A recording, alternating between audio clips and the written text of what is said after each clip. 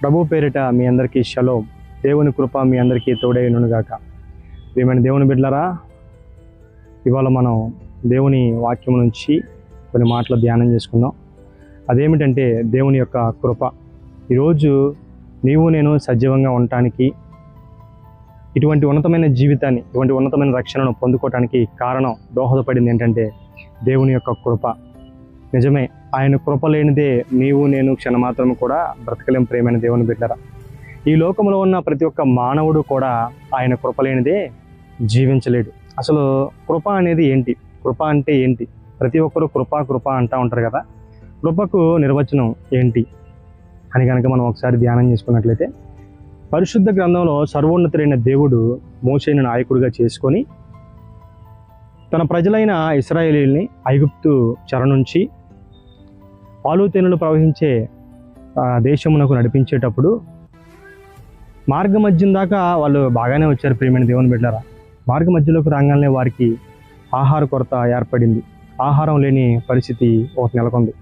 వారందరూ ఏం చేశారంటే మోషే దగ్గరికి వచ్చి, ఇదిగో మోషే, నీవు ఆ పట్టణం నుంచి మమ్మల్ని విడిపించి ఇదిగో ఈ రీతిగా ఈ అరణ్యంలో ఆకలి దప్పులతో మమ్మల్ని చంపడానికి ఇక్కడికి తీసుకొచ్చావా అని చెప్పేసి మోషే మీద తిరుగుబాటు చేశారు.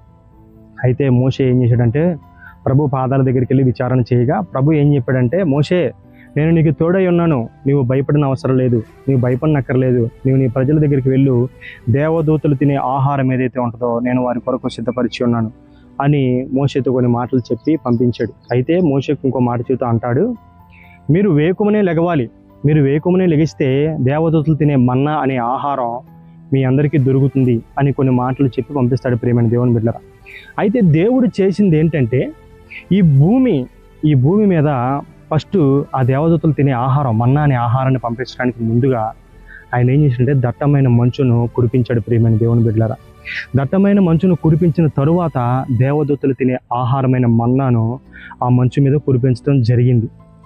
ఇప్పుడు ఈ భూమికి ఆ మన్నా అనే ఆహారానికి మధ్య ఏముందంటే దట్టమైన మంచు పొర.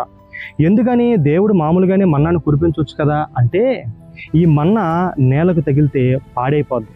కాబట్టి దేవుడు ఏం చేశాడంటే ఈ దట్టమైన మంచును కురిపించి ఆ మంచు మీద ఆయన మన్నా అనే ఆహారాన్ని కురిపించాడు. ఎందుకంటే అది పరలోక సంబంధమైనది కాబట్టి. ప్రియమైన దేవుని బిడ్డలారా, మన దేవుడికి పెట్టబడిన పేరేంటంటే ఆయన కృపామయుడు, కృపాసత్య సంపూర్ణుడు. ఈరోజు ప్రభు రక్తంలో కడగబడి పరిశుద్ధులుగా తీర్చబడి ఆత్మీయతలో నడుస్తున్న మనము, అలాగే ఈ లోకంలో మానవులందరూ కూడా ఈ రీతిగా బతకటానికి కారణం ఏంటంటే దేవుని యొక్క కృప. ఆ కృప ఎవరో కాదు ప్రియమైన దేవుని బిడ్డలారా, మన దేవుడైన యేసు ప్రభువారు. ప్రియమైన దేవుని బిడ్డలారా, ఇప్పుడు ఆ భూమి మీద ఏముంది? ఎందుకని మన్నా కురిపించబడలేదంటే ఆ భూమి మీద మట్టి ఉంది, ఆ భూమి మీద మాలిన్యం ఉంది. దానివల్ల ఆ యొక్క పరిశుద్ధమైన ఆహారం, మన్నా అనే ఆహారం పాడైపోద్ది. ప్రియమైన దేవుని బిడ్డలారా, కానీ మంచు పొర ఎప్పుడైతే దాని మీద ఏర్పడిందో ఆ యొక్క ఆహారాన్ని పాడవకుండా అది చేసింది. ఈరోజు నీవు మట్టి నుంచి తీయబడ్డావు, నీవు మానవుడిగా పిలువబడుతున్నాడు. నీలో ఏమున్నదంటే పాపం ఉంది, అవిధేయత ఉంది, అతిక్రమం ఉంది, దోషం ఉంది, అనేక రకమైన పాపముల చేత నీవు పాడైపోయిన స్థితిలో ఉన్నావు. ప్రియమైన దేవుని బిడ్డ, ఇప్పుడు పరలోక సంబంధమైన ఆశీర్వాదాన్ని, లేదంటే పరలోక సంబంధమైన రక్షణను నీవు పొందుకోవాలంటే నీకు కావాల్సింది ఏంటంటే దేవుని యొక్క కృప. ఆ కృప ఎవరో కాదు, మన ప్రభువైన యేసుక్రీస్తు వారు. ఆయన ఏం చేశారంటే ఆయన పరిశుద్ధమైన రక్తము ద్వారా నిన్ను పరిశుద్ధపరిచి, ఆయన కృప చేత నిన్ను బలపరిచి, నీకు ఆయన కృపగా తోడయ్యుండి ఆ ప్రభు నుంచి వచ్చే ఆశీర్వాదాలు నీకు దక్కేటట్లుగా చేస్తున్నాడు. ఇప్పుడు పరలోక సంబంధమైన ఆహారాన్ని తినడానికి వారు ఉదయమునే లేచి కష్టపడేవారైతే, ఈరోజు దేవుని దగ్గర నుంచి, పరలోకం నుంచి పంపబడిన అనేక రకమైన ఆశీర్వాదాలు, ఆత్మ సంబంధమైన ఆశీర్వాదాలు నీవు పొందుకోవాలంటే నీవు ఎంత పరిశుద్ధిగా జీవించాలి. వీటన్నిటికీ కారణం ఏంటంటే ప్రియమైన దేవుని బిడ్డలారా, దేవుని యొక్క కృప. ఈ కృప మనందరికీ తోడై ఉండాలి. ప్రియమైన దేవుని బిడ్డలారా, పరలోక సంబంధమైన ఆశీర్వాదాలు మనం అనుభవించేవారిగా ఉండాలి.